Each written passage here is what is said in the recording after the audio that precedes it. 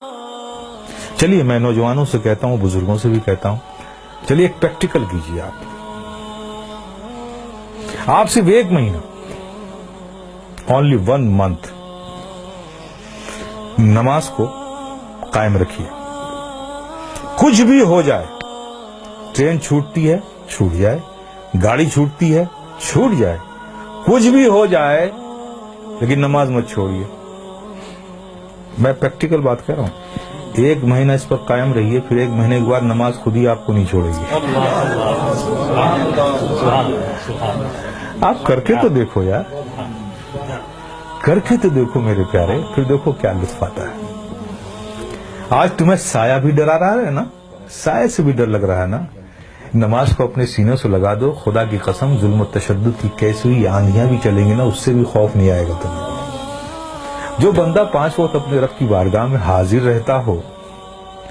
ارے بھائی، ایک آدمی ہے جو منسٹر کی آفس میں کام کرتا ہے، اور دوسرا آدمی جو آفس میں کام نہیں کرتا لیکن 3 بار پرائم منسٹر کے پاس جاتا ہے. تو دیکھیے کیسے سینے چوڑے کر کے چلتا ہے وہ.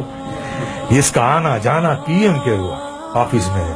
دیکھیے اس سے لوگ ملتے، ارے صاحب یہ پی ایم کیا ہے، اس سے پی ایم سے تعلقات ہے، پی ایم کیا آ جاتا ہے، ہمارے پریزیڈنٹ سے اس کے تعلق. دیکھیے کتنا بے خوف گھومتا ہے اس ملک میں.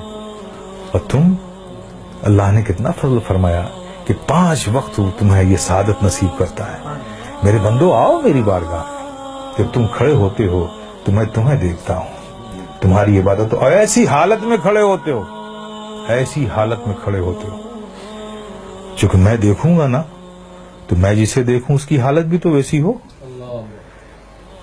پیارے آقا صلی اللہ علیہ وسلم ارشاد فرماتے ہیں کہ رب نے فرمایا، جب ایک بندہ نماز کے لیے مسجد میں جاتا ہے اور نماز کے لیے وہ کھڑا ہوتا ہے، تو کھڑے ہونے سے پہلے رب فرماتا ہے فرشتوں سے، اے فرشتوں، اس کے اندر جتنے گناہ ہیں نا وہ اس سے جدا کر لو، نکال لو، اور سارے گناہوں کو الگ کر دو اس سے. فرشتے اس کے سارے گناہ نکال لیتے ہیں.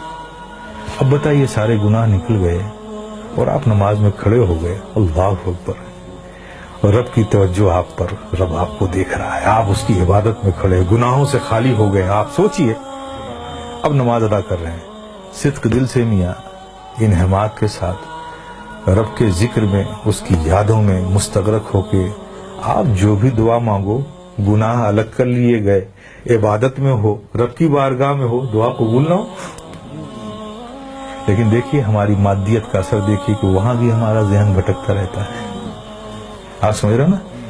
پھر اس کے بعد کیا ہوتا ہے، جب وہ بندہ نماز سے فارغ ہوتا ہے، کتنی بڑی نعمت ہے. آپ سوچو، نماز سے فارغ ہوتا ہے تو فرشتے پوچھتے ہیں، مولا وہ جو نماز سے پڑھنے سے پہلے اس کے گناہ الگ کیے تھے، وہ جو سب رکھے ہوئے ہیں الگ، اس سے یہ نماز سے فارغ ہو گیا، اب اس کا کیا کروں، اب اس کا کیا کروں. تو رب فرماتا ہے، جب تم نے الگ کر لیا ہے تو الگ ہی رہنے دو. آئے ہے، کتنی بڑی نعمت سے ہم محروم ہو رہے ہیں، خدا کی قسم ہیں. اس لیے میرے عزیز، میرے پیارے، یہ بہت بڑی نعمت ہے، بہت بڑی نعمت.